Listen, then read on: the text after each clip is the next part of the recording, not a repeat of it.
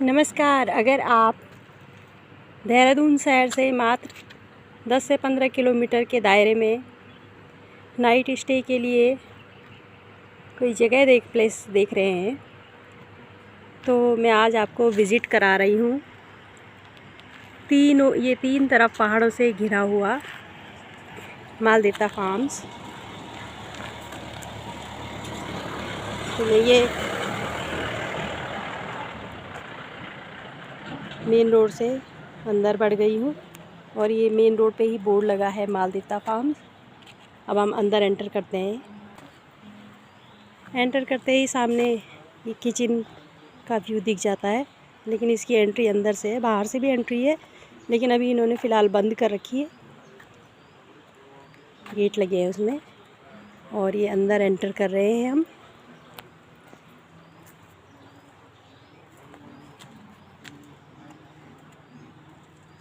ये चार्जेस शायद नॉर्मली अगर कोई घंटे 2 घंटे के लिए आना चाहता है तो उनके लिए है,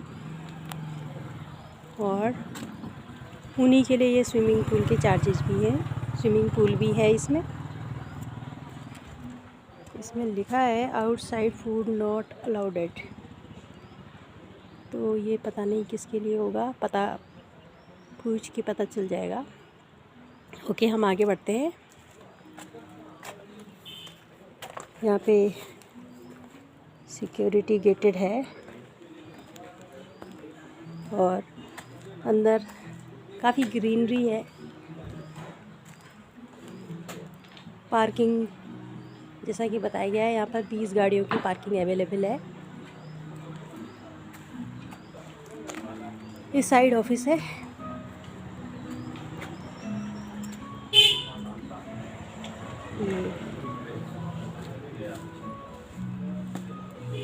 दिस वे ऑफिस, और इसमें ही सीढ़ियाँ चढ़ करके रेस्टोरेंट है। मैं एक बार अंदर रेस्टोरेंट भी दिखा देती हूँ। अंदर काफ़ी ग्रीनरी की गई है।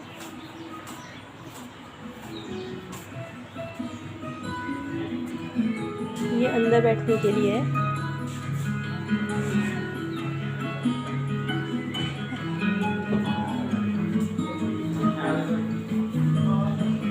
हेलो। और फिर ये आउटसाइड में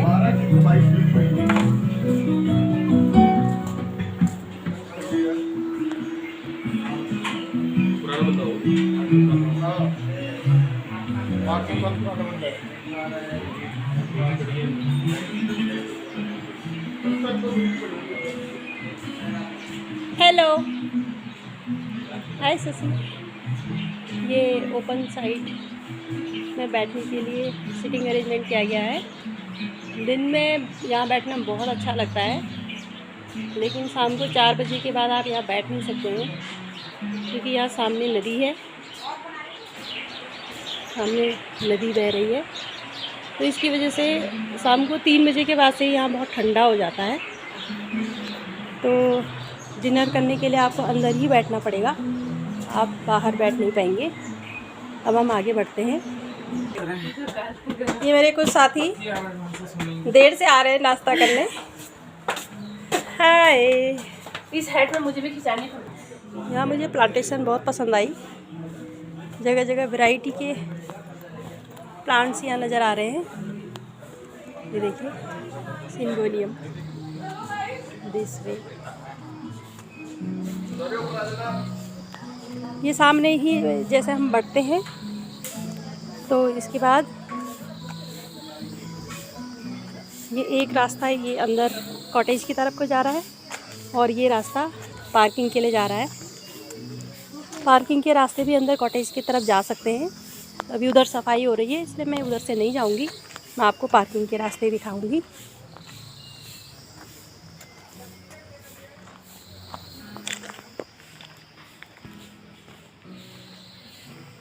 ड्रासीना के यहाँ बहुत सारी वैरायटीज़ हैं, और पाम्स की भी, जो मुझे बहुत पसंद आई। और चंपा के बड़े बड़े पेड़, जिन पे खूब सारे वाइट कलर के फ्लावरिंग हो रही है। ये बैम्बू, और चंपा के फूल रात में बहुत सुंदर लग रहे थे, अंधेरे में वाइट कलर चमक रहा था। यहाँ करीब 20 से 25 गाड़ियाँ पार्क हो सकती हैं। और ये पार्किंग के रास्ते,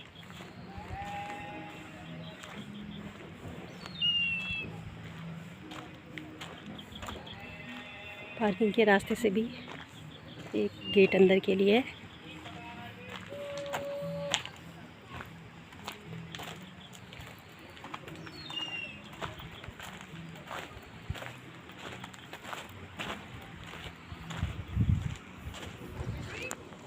ये बीच में काफ़ी बड़ा लॉन है।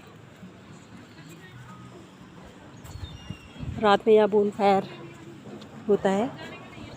और यहाँ आगे की तरफ सामने कॉटेज हैं। ये 8 कॉटेज हैं जिनके अलग अलग नाम है। मोक्ष, रागा, योगा, शांति, विश्रांति, अलग अलग नाम के कॉटेज हैं। मैं कॉटेज का भी आपको व्यू दिखा देती हूँ। एक कॉटेज में हम आए, इसमें रात नाइट स्टे मैंने किया है। हालांकि थोड़ा गंदा हो रहा होगा क्योंकि हम लोग 18 लोगों का ग्रुप आया था, तो सबके सब एक साथ घुस जा रहे थे। तो फिर भी ये एक रूम के अंदर का व्यू है। हाँ, वो अकेले बची बस।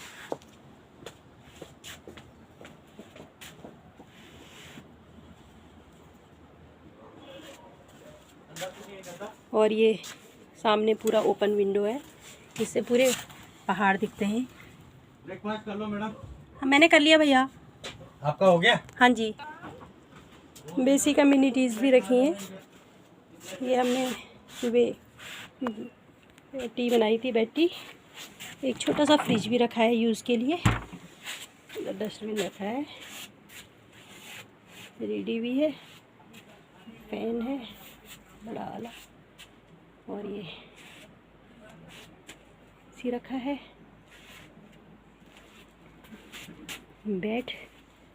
और उसके बाद ये, हालांकि ये हमने लाइट्स ऑफ कर रखी है, तो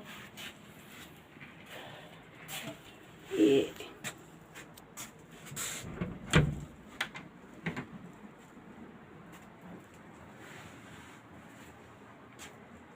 लाइट ऑफ करने के बाद भी इसमें काफ़ी उजाला है। बाहर से डायरेक्ट लाइट आ रही है। कूलर की एसेसरीज लगी है, लैंप है यहाँ पर। और हमारे यूज़ करने के बाद भी आप देख सकते हैं काफ़ी सफाई है। यहाँ टेंट भी हैं, 8 टेंट है। एक टेंट में दिखा देती हूँ, हालांकि वहाँ भी कोई नाइट में स्टे कर रहे थे, कोई बिजनेस पार्टी आई है। तो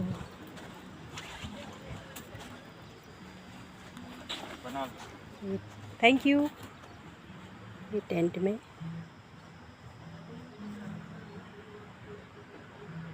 पता नहीं रात को ठंडा हुआ होगा या नहीं हुआ होगा, क्योंकि यहाँ पर शाम को बहुत ठंड है। रात को ठंडा होता होगा भैया यहाँ हैं? तो टेंट में फिर क्या व्यवस्था रहती है ठंड से बचने की? रजाई है सब। उसके अंदर नहीं जाती हवा। अच्छा, टेंट के अंदर बंद हो जाएगा ना। हाँ, प्रॉपर बंद हो जाएगा, तब हवा नहीं जाती फिर। ओके, हाँ, ठीक है भैया, थैंक यू। तो 8 टेंट हैं ये। इसके बाद हम आगे बढ़ते हैं। इधर एक छोटा सा कवर्ड एरिया है। इसमें केक कटिंग सेरेमनी कल हमने की थी, और इसमें भी ठीक ठाक गैदरिंग आ जाएगी। फैमिली के साथ छोटा मोटा फंक्शन आप यहाँ पर कर सकते हैं। और इसके पीछे नदी है। नदी का व्यू मैं आपको आगे से दिखाऊंगी, क्योंकि यहाँ पर ये एंगल की वजह से बंद हो रहा है। मैं कूद के नहीं जाना चाहूँगी। इसके बाहर से ये पूरे लॉन का व्यू एक साथ दिख रहा है। और ये आप देख सकते हैं यहाँ से, ये प्लेस 3 तरफ से पहाड़ियों से घिरा हुआ है। ब्यूटीफुल। ये सामने पेड़ों की वजह से दिख नहीं रहा है, लेकिन आप ये देख सकते हैं पीछे पहाड़ी। और फिर ये 3 तरफ से पहाड़ियों से घिरा हुआ प्लेस है। और इसको देखिए आपको ऐसा लग रहा होगा कि ये घाटी जैसा, और यहाँ पे हवाएं नहीं चलती होंगी, लेकिन यहाँ ये 3 पहाड़ियाँ थोड़ा सा आड़ी तिरछी है, इस वजह से यहाँ पर बहुत तेज़ हवाएं चलती हैं। सुबह 8:30 बजे तक भी यहाँ पर बहुत तेज़ हवाएं चल रही थी और शाम को 3 बजे के बाद भी यहाँ पे इतनी तेज़ हवाएं शुरू हो गई थी कि देहरादून में हम शाम को नॉर्मली जैकेट नहीं पहन रहे हैं, अभी हल्का फुल्का कुछ ओढ़ लेते हैं, लेकिन यहाँ पे मुझे जैकेट निकालनी पड़ी थी। और सामने जिधर पहाड़ नहीं है उधर की तरफ देहरादून शहर है। कितना दूर होगा भैया देहरादून शहर यहाँ से? यहाँ से है 15 किलोमीटर। 15 किलोमीटर ना, बहुत नज़दीक है। इसके बाद हम आगे बढ़ते हैं। इधर इन्होंने एक छोटा सा एरिया रखा हुआ है जहाँ पर कुछ ऑब्स्टिकल्स हैं। अगर आप कोई एक्टिविटी करना चाहें तो ये रोप वाला ऑब्स्टिकल्स है, और यहाँ पे ये बच्चों के लिए सीसॉ और झूला भी है,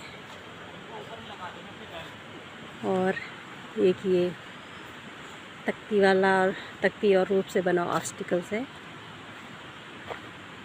और सामने टायर से बना ऑब्स्टिकल।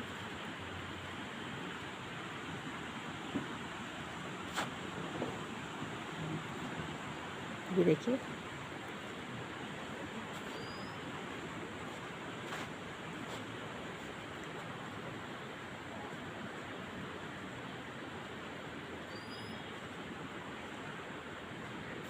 ग्रीनरी बहुत अच्छे से मेंटेन की है। देखिए रोजेज, इतने सुंदर रोजेज हैं, जैसे मैं यूट्यूब में आप लोगों के रोजेज देखती हूँ खिले खिले, बिल्कुल वैसे ही रोजेज हैं यहाँ पे। गार्डन अपडेट बाय रवीज़, आपके जैसे रोजेज़ होते हैं बिल्कुल वैसी रोजेज़ यहाँ पे बहुत सारे खिले हुए हैं, रेड कलर के रोजेज़। ये पता नहीं कौन सा प्लांट है।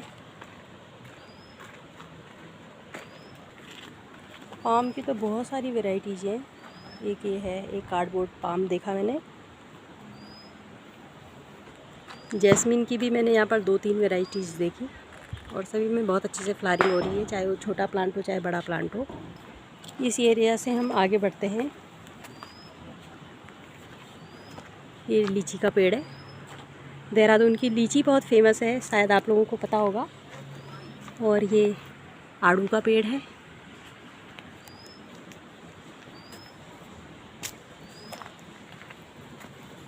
और इधर सामने जेंट्स और लेडीज़ टॉयलेट बने हैं। टॉयलेट के ये कार्डबोर्ड पाम है, इसका ये बड़ा अट्रैक्टिव है। ये मैंने देखा था और मैंने शेयर किया था, काफ़ी लोगों ने उस वीडियो को बहुत पसंद किया। ये काफ़ी बड़े बड़े प्लांटेड हैं। मुझे टेक्नो सोनी जी ने बताया कि इसका नाम कार्डबोर्ड पाम है। मैं इसे जेट समझ रही थी क्योंकि इसकी लीव बिल्कुल जेट जैसी है, लेकिन ये कार्डबोर्ड पाम है। और ये देखिए कितनी सारी हो रही है यहाँ पे। और ये कितने बड़े बड़े स्पाइडर हैं, पता नहीं इतने बड़े और इतने मोटे कैसे हो गए हैं, बहुत पुराने होंगे शायद। और ये सामने स्विमिंग पूल भी है यहाँ पर। अभी मेरे कुछ फ्रेंड्स स्विमिंग करके गए हैं। लिखा है इसमें, यहाँ सामने 3 फीट गहरा है, फिर वहाँ 4 फीट गहरा है, फिर लास्ट में 5 फीट गहरा है। तो आप अपने अकॉर्डिंगली से यूज़ कर सकते हैं। उसके बाद हम ये स्विमिंग पूल से बाहर निकलते हैं।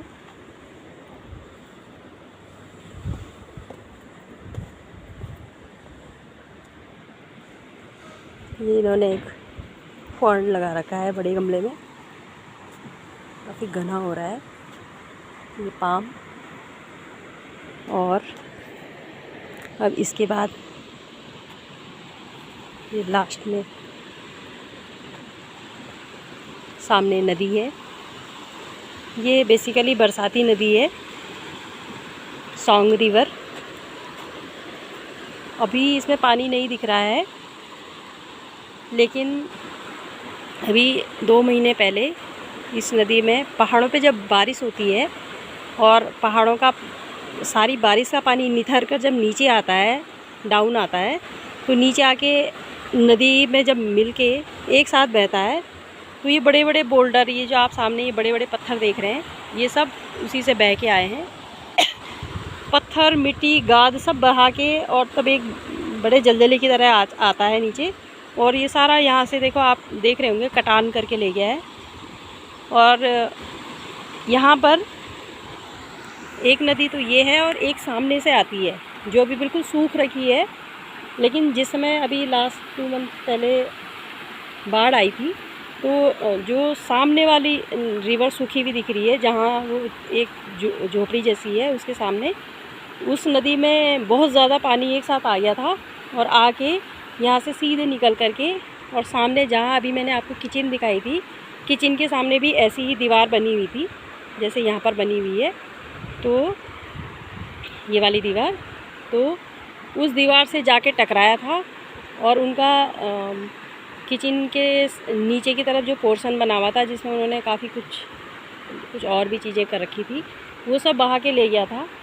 तो उस वजह से किचन एरिया भी छोटा हो गया है और वो जो कुछ और एक्टिविटीज़ एरिया उन्होंने उधर क्रिएट किए थे, वो भी कम हो गए हैं। तो ये बरसात में तो थोड़ा सेफ़ नहीं है यहाँ पर स्टे करना, मैं ये कहूँगी आपसे। इन एरियाज़ में मुझे एक ये प्लांट बहुत अट्रैक्ट करता है। ये मैं आपको इसका फ्लावर क्लोजली दिखाऊंगी। ये देखिए, ये मेरा हाथ है, मैं इसे नाप रही हूँ।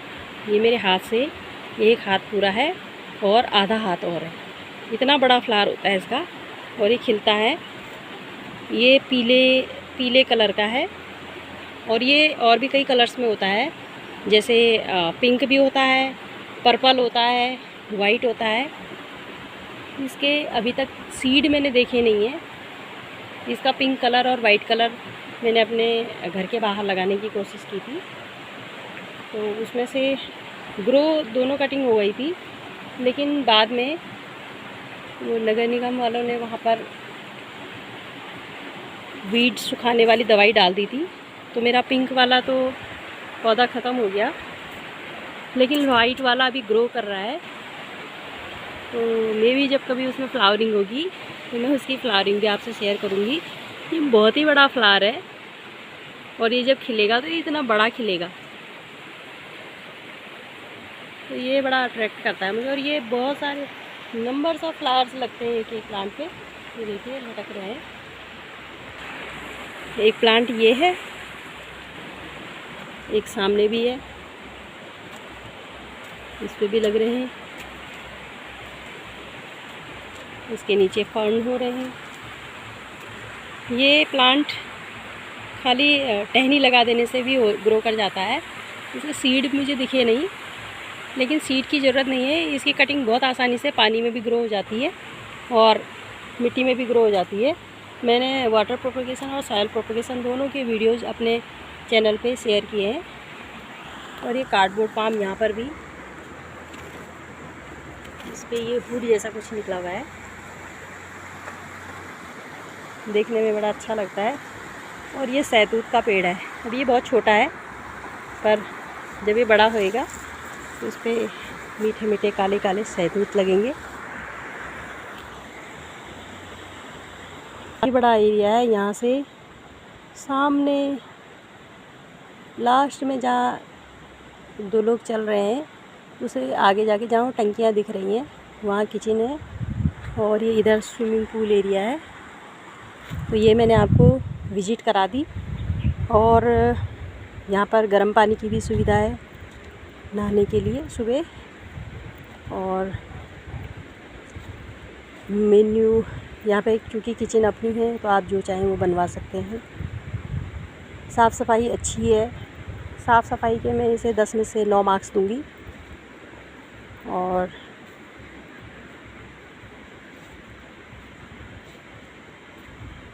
मैं रिकमेंड करूँगी कि आप यहाँ नाइट स्टे कर सकते हैं।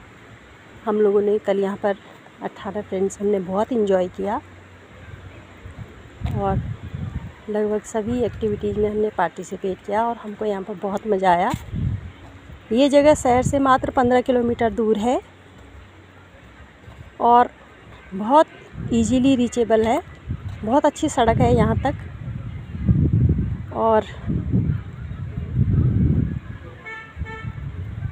यहाँ से sports Maharana Pratap sports college का नाम आपने सुना होगा, वो बहुत नज़दीक है।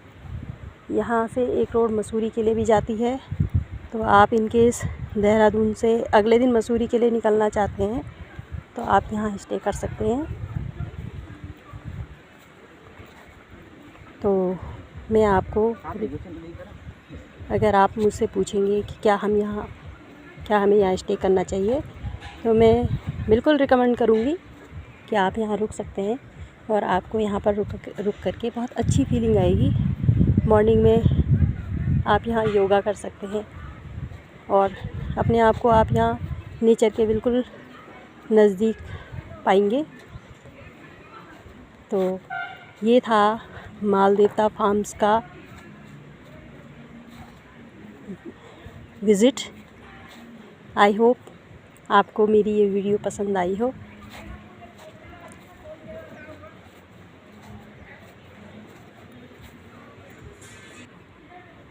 ये लास्ट वाला आस्था कॉटेज है। आस्था कॉटेज के पास से मैं एक बार फिर आपको इधर दिखा देती हूँ। वो सामने ऊपर किचन है और यहाँ पर भी एक छोटा सा लॉन एरिया है और इसमें भी टेबल्स लगाई हुई हैं। यहाँ पर भी आप धूप में बैठ करके ब्रेकफास्ट का आनंद ले सकते हैं।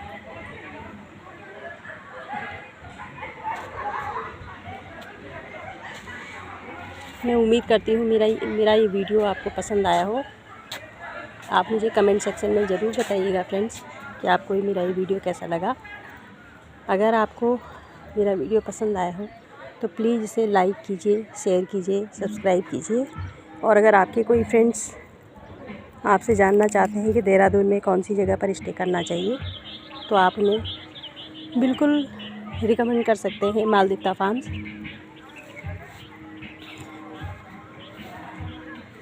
इसी के साथ मैं आपसे विदा लेती हूँ।